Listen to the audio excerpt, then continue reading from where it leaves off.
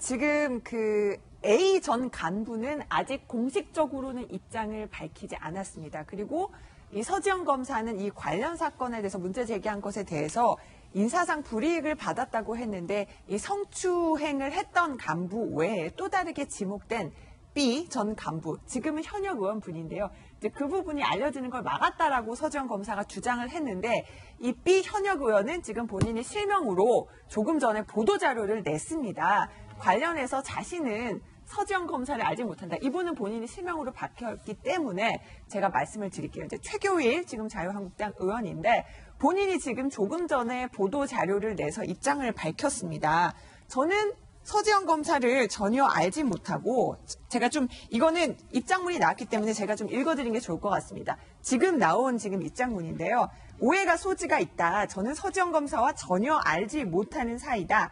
저는 2009년 8월부터 2011년 8월까지 검찰국장으로 재직했고 서지영 검사는 2011년 2월 서울 북부지검에서 여주지청으로 이동했습니다. 저는 이 사건, 그러니까 이 성추행 사건이 벌어진 현장에 있지도 않았고 또 당시부터 지금까지 서 검사와 통화한 적도 없고 연락을 주고받은 사실이 없습니다. 이번 사건 내용도 전혀 알지 못한다면서 뭔가 이 사건이 알려지는 것을 막았다고 지금 나왔던 그 부분에 대해서는 최교일 의원이 실명 보도자료를 내고 지금 다 부인을 했습니다. 그러니까 이제 서 검사의 폭로로 비롯된 건 두 가지입니다. 두 가지를 나눠서 봐야 되는데 하나는 7년 전에 당했던 A 전직 검찰 간부에 의해서 당한 성추행입니다.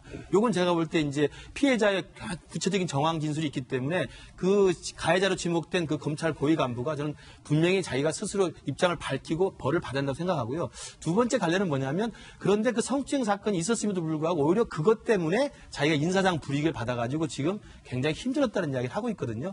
그러니까 성추행이라는 사건과 인사상 불이익 두 가지 사건들이 나눠져 있기 때문에 저는 두 개에 대해서는 검찰이 적어도 성추행에 대해서도 이제 본인이 분명히 입장을 밝히도록 요구하고 필요하다면 조사도 해서 진실을 밝히고 응당한 처벌을 해야 된다고 생각하고요. 인사상 불이익도 지금 서 검사가 이야기를 제기했기 때문에 지금이라도 검찰에서는 감찰을 하든지 해서 인사상 불이익에 실제적인 일이 있었는지를 확인하고 만약에 없었다면 명확히 해명해 줄 필요가 있다고 생각을 합니다. 네, 일단 법무부에서는 어제 이렇게 밝혔어요. 2015년 관련해서 좀 살펴봤는데 아직은 좀 문제점을 기록상 발견하지 못했고 8년이 지나고 나니까 또 검찰 간부도 퇴직한 상태여서 경위파악하는데 어려움이 있다. 근데 이제 대검 이제 감찰본부에서는 적극적으로 좀 파악해보겠다는 입장입니다. 적극적으로 파악하겠다는 거죠. 검찰 내부에 있는 문제들을 좀 들여다봐야 되는 거고 이게 만약 사실이라면 적폐 중에 적폐다라고 볼 수가 있는 건데요. 저는 뭐 최교일 의원 실명이 나왔으니까 최교일 의원과 그리고 또 한 명의 검찰 당시에 있었던 A 간부 직접적인 성추행을 했다고 지목되는 인물 실제 서 검사가 또 실명을 얘기했기 때문에 이미 실명에 대해서 많은 사람들이 또 알려지지 않았습니까? 그렇다면 제가 그 실명이 만약 밝혀진 상대의 당시 검찰 간부라면 선택권은 두 가지밖에 없다고 봐요. 대한민국 모든 사람들이 내가 검찰 간부이던 시절에 장례식장에서 옆에 앉아갖고서 허리를 쓰다듬고 엉덩이를 만졌던 파렴치한 성추행범으로 이미 인식이 되기 시작하는 겁니다. 그렇다면 여기에 대해서 이게 사실이 아니라면 명예훼손으로 고소를 해야겠죠. 법적 대응을 해야 됩니다. 하지만 이게 만약에 사실이라면 국민 앞에 나서서 사과를 하고 여기에 대해서 서 검사를 찾아가서 진정어린 사과를 하는 두 가지 방법이 놓여 있는 거거든요. 근데 조금 전에 최교일 의원이 밝혔던 내용들에 따르면은 나는 여기에 대해서 관련이 없다라고 얘기하고 있는데 지금 또 많은 국민들이 나서서 현직 국회의원인데 손가락질하고 욕을 하고 있는 상황입니다. 이게 더 나가서 진짜 진실이 아닌 상태에서 본인이 무고하다면 법적 대응까지 저는 가야 된다고 보는 거거든요. 그러니까 이 문제가 쉽게 사그라들지는 않을 것 같고 검찰 입장에서도 내부적으로 할 수 있는 최대한의 조치를 다 취하겠지만 이미 여기에 대해서 가해자로 지목된 두 사람 같은 경우에는 저 정도의 해명보다는 조금 더 적극적인 자세로서의 해명이 사실은 문제에 대한 해결책이 아닐까라고 생각이 됩니다. 저는 성추행 사건이 아까 이제 윤석민 의원님 말씀하셨듯이 성인지적 차원에서 다시 한번 어떤 그 교육이 이루어져야 된다는 점도 이제 물론 맞지만 이제 그 외에 지금 여기는 최고 엘리트 사회잖아요. 검찰 조직이라는 것은. 그럼에도 불구하고 여기에서조차 이런 일이 발생하고 있다는 것은 사회 곳곳에 이런 일들이 정말 공기처럼 존재하고 있다는 그런 말인데 몰라서 그랬을까요? 저는 몰라서 그랬다고 생각하기보다는 그 성추행이라는 것은 일종의 권력 관계에서 오는 그런 행동이라고 생각을 합니다. 그러니까 만지고 싶어서 만졌다기보다도 만질 수 있어서 만졌다라는 것이 옳은 표현이라고 생각을 하고 그리고 또 그 과정에서 목격했던 다른 사람들이 그 이에 대해서 그 자리에서 항의하지 못하는 그런 상황 역시도 그 A 전 검사 입장에서는, 간부 입장에서는 일종의 본인의 권력을 확인하는 과정이었을 거라는 거죠. 이제 그렇기 때문에 이제 이런 부분에 대해서는 정말 사회가 엄격하게 재단을 해야만 하는 일이고, 이렇게 잘못된 그 권력 작용이나 권력 관계가 성적인 문제로 이렇게 드러나는 것, 이것은 정말로 이제 많은 피해 여성들을 양산할 수 있는 그런 일이기 때문에 이제 반드시 좀 척결돼야 될 문제인 것 같습니다. 어쩌면 성범죄를 처벌하고 수사하는 이 검사마저도 조직 내에서는 약자였다 뭐 이런 생각도 드는데요. 이제는 A 전 간부가 답할 차례입니다. 어떤 답변을 내놓을지 저희가 지켜보도록 하겠습니다.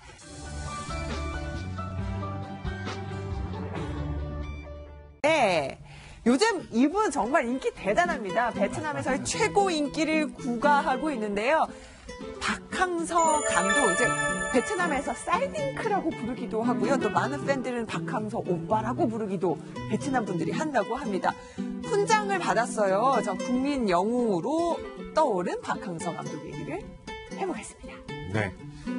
저 장면은 이제 3급 노동 훈장을 받는 장면인데요. 3급 노동 훈장이요? 베트남으로부터, 베트남 정부로부터. 근데 호사다마라는 표현이 맞을지 아니면 오게티라고 해야 될지 잘 모르겠는데 지금 이제 뜨겁게 또 논란이 되고 있는 게 있어요. 일단은 그 논란 짚어보기 전에 네. 지금 박항서 감독 얼마나 인기인지 그 얘기를 하고 그거 먼저 그 논란 해야죠. 부분을 제가 지금 잠시 소개를 할 거예요. 알겠습니다. 네. 김구식 교수님 네. 보면은요 아직 이제 특별 시민권까지는 안 나왔는데 지금 특별 시민권을 주자. 그 다음에 베트남 총리도 무슨 5시간을 기다렸다고. 그렇죠. 그러니까 네. 베트남이 영웅이 됐습니다. 우리가 예전에 2002년 한일 월드컵 당시에 히딩크 감독이 우리 대한민국 영웅이 됐듯이 지금 똑같이 베트남에서 U23, 그러니까 23세 이하의 아시안 축구 게임에서 사실은 베트남이 준우승을 했는데 그것도 아주 아깝게 준우승을 했어요. 결승전 연장전까지 가서 1분 만에 마지막 결승골을 허용하는 바람에 2대1로 졌는데 그만큼 값진 준우승을 해서 베트남이 사실은 전체 아시아 선수 축구 선수권 대회에서 동남아시아 국가가 준우승한 것도 처음이고요. 베트남도 처음입니다. 네. 베트남에서 거의 놀랄만한 기적을 이룬 박항서 감독입니다. 그래서 그 준우승의 승리를 이끌고 돌아온 박항서 감독에게 정말 우리 예전에 70년대 올림픽이라든지 무슨 저기 타이틀 권투 복싱 세계 타이틀 가지고 오면은 우리가 저기 시청부터 해서 환영했듯이 베트남에서도 호치민시에서 수많은 인파가 나와가지고 박항서 감독을 환호를 했고요. 그다음에 그분 말씀하신 것처럼 총리가 어제 이제 총리까지 5시간을 기다려서 기다렸고 기쁜 그다음에 마음으로 기다렸고. 그리고 또 사실은 훈장을 뭐 3급 훈장 줬으니까 3급이면 별론 같은데 3급은 굉장히 높은 겁니다. 그러니까 사실 사회주의 국가의 훈장이기 때문에 우리가 3급이라서 우리가 하는 3급이 아니라 굉장히 높은 거기 때문에 지금 박항서 감독의 인기는 대한민국 사람으로서는 베트남의 최고 인기를 갖고 있습니다. 더불어 지금 대한민국 인기도 같이 수직 상승하고 있다고. 그러니까 금요 환영인데 얼마나 인기 있는지 28일 날 그때 환영하러 나온 많은 분들이 있었는데 박항서 감독에 대해서 이렇게 베트남의 한 팬이 얘기를 했네요. 잠시 들어보시죠. huấn luyện viên Park Hang-seo đã làm cho đội tuyển Việt Nam. Park Hang-seo oppa 사랑합니다. 감사합니다. 한국어까지. 덕분에요. 지금 보면 베트남에서도 한국어도 이렇게 보고 네, 네. 사랑합니다. 발음도 좋네요.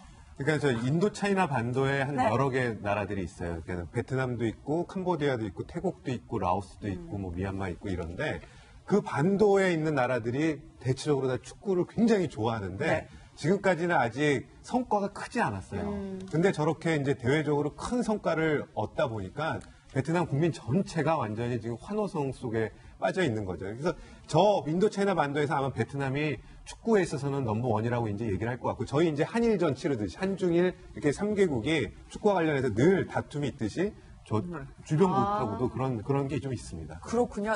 근데 박항서 감독의 리더십도 굉장히 높게 지금 평가를 받고 있어요. 이렇게 박 감독이 모두 선수들 안아주면서 정말 잘했다 이렇게 용기를 내게 하는 저 리더십이 굉장히 또 높게 평가를 받았는데 박 감독은요 게임에 관련돼서 이런 얘기도 했습니다. 잠시 들어보시죠. 우리는 최선을 이 기간을 위해서 보겠습니다. 그러다 자부심 지금 한 번 절대 보겠습니다. 이제 너는 보고까지 재수했지만 너는 충분히 그만한 자기 다 보겠습니다. 사부다 세 지금 한 번 절대 보겠습니다. 이제 너 그러니까 결승전에서 졌어요. 아깝게 졌어요. 근데 절대로 고개 숙이지 마라 이렇게 얘기를 하는데 저라면 저기 있었다면 저 눈물 났을 거예요. 눈물이 나죠. 그러니까 할 수 있다는 자부심을 박항서 감독이 심어줬다 이렇게 볼 수 있는 건데 많은 국민들이 꽤 오랜 기간 동안 박항서 감독이 베트남 팀을 이끌었겠구나 생각하지만 2017년 10월에 부임했습니다. 네. 불과 3개월 만에 이뤄낸 기적이라고 볼 수 있는 거고요. 그러니까 히딩크 감독이 있었던 2002년 월드컵 때 수석 코치로 있으면서 그 당시에 히딩크 감독이 갖고 있던 여러 가지 대한민국 사회를 변화시켰던 일들을 바로 옆에서 목도했던 부분이 있는 거죠. 베트남에 부임하고 나서도 이런 얘기를 했다고 합니다. 내가 하고 있는 지도력이 문제가 있을 경우는 언제든지 얘기해라. 그러니까 문화의 차이가 있기 때문에 잘못된 얘기가 있으면 내가 고치겠다라고 얘기를 하면서 베트남이 갖고 있던 그동안의 고질병들을 고치기 위한 노력들을 많이 했고 특히나 우리가 2002년 한일 월드컵 때 가장 전통적으로 바뀌었던 건 체력 문제였거든요. 네. 히딩크 감독이 와서 체력적인 부분에 승부를 봐야지만 유럽 국가들과 상대할 수 있다 그랬는데 이 박항서 감독도 베트남에 가서 선수들이 체력들을 쭉 끌어올렸고 그래서 고기도 많이 먹고 하고. 연장전까지 가도 지치지 않는 힘들을 네. 보여주니까 베트남 국민들이 이 축구를 보면서 다 같이 막 힘을 내고 응원했다는 건 아니겠습니까? 히딩크 감독 같은 경우는 2002년 월드컵이 끝나고 우리 국민들이 제발 좀 있었으면 좋겠다 했잖아요. 계약도 끝나고. 근데 박항서 감독의 계약은 한참 남아있고요. 이제 올림픽과 이런 것들을. 무슨 역할이 남아있고 앞서 우리 그 팀장님께서 말씀을 해주셨지만 동남아시아 내의 경쟁들이 굉장히 치열하다 그러는데 앞으로 8월 달에는 아시안 게임이 있습니다. 여기에 대해서 박항서 감독이 어떤 성과를 보여줄지 베트남 국민들이 굉장히 기대하고 얼마나 기대가 클까요? 아시안 게임보다 네. 더 중요하다고 얘기하는 거는 동남아시안 스즈키컵이 이제 올 가을에 있게 되는데 바로 이게 주변에 있는 태국이라든지 주변 국가들과의 경쟁에서 베트남이 올라갈 수 있는 것들을 보여주는 건데 제가 2004년도에 베트남의 대학교 때 한 보름 정도 봉사를 간 적이 있거든요. 그 당시에 하노이에 있는 외국어 대학교 학생들이랑 같이 축구 경기를 했어요. 네. 대한민국 축구는 2002년 월드컵으로 한껏 올라가 있을 텐데 네. 그 친구들은 베트남의 축구 시력이 낮다고 하지만 걔네들은 축구를 너무 좋아하는 거예요. 그래서 저희가 그때 일부러 조금 그러니까 설렁설렁 축구를 하면서 5대0으로 졌는데 그 친구들이 너무 좋아하는 모습들을 보면서 베트남 국민들이 축구에 대한 열기를 제가 느낄 수 있었는데 아마도 이제 우리 대한민국 국민들이 베트남에 갔을 때 굉장히 환대받는 이런 모습들을 우리 박항서 감독이 해낸 것 같아서 굉장히 기쁜 마음. 실력으로 진 것 같은데 다. 베트남 학생들과 직접 축구를 해서 5대0으로 지금 김병희 박사의 설명을 들었는데요. 김병희 박사 표정 푸세요. 네. 그 보면은 이런 얘기를 해요. 이제 히딩크 감독 얘기를 하면 비교하는 워낙 그런 것들이 많은데 정말 겸손하게 자신을 낮춥니다. 김상민 의원님 보면은 아유 히딩크 감독을 따라가려면 저는 멀었습니다. 비교 안 했으면 좋겠다. 정말 겸손도 매력이네요. 네, 우리나라 사람들이 해외 나가면은 길을 더 크게 발휘하는 것 같아요. 얼마 전에 정현 씨도 그렇고 또 이렇게 기쁜 소식 보내주셔서 감사하고 저는 저런 분들이 정말 우리 대한민국의 민간 외교관이고 또 국위를 선양하는 분들이다라는 생각을 갖고 한국인의 품성도 보여주는 메시지를 좀 전한 것이 아닌가 해서 너무 감사하고 기쁘고요. 베트남이 보통 축구가 어느 정도 실력일까 궁금한 분들이 있는데 피파 순위 112위예요. 그러면은 굉장히 사실은 하위권에 있는 건데 이번에 대단한 성과를 이제 올리게 된 것이죠. 그리고 또 항상 2인자로만 있었던 그렇게 또 히딩크 감독의 보조자 같은 어떤 그런 이미지도 있었는데 이번에 주도적이고 어떤 큰 역할을 하는 주도자의 역할로 포지셔닝을 했다는 것은 또 그런 2인자 역할을 그동안 해왔던 사람들이 더 큰 역할을 할 수 있다는 것을 또 대한민국의 많은 사람들에게도 보여준 되게 좋은 계기가 아닌가.